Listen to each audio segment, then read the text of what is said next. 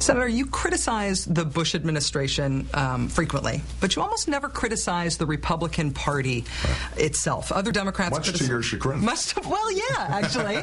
I mean, other Democrats, you will hear them talk about the GOP as the party that's been wrong on all the big stuff, creating Social Security, civil rights, the war in Iraq.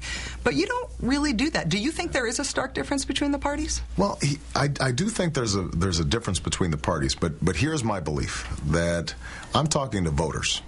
And I think there are a lot of Republican voters out there, self-identified, who actually think that what the Bush administration has done has been damaging to the country. And what I'm interested in is, how do we build a working majority for change? And if I start off with the premise that it's only self-identified Democrats who I'm speaking to, then I'm not going to get to where we need to go.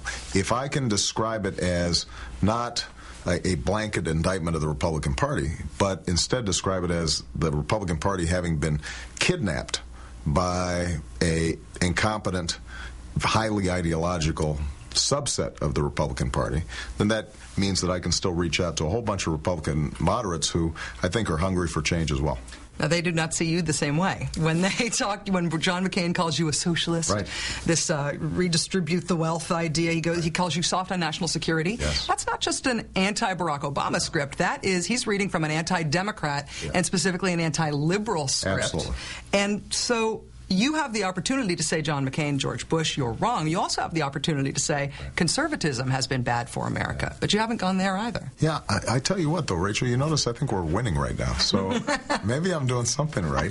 I know you've been bruising, cruising for a bruising for a while here, looking for a fight out there. But I just think people are tired of that.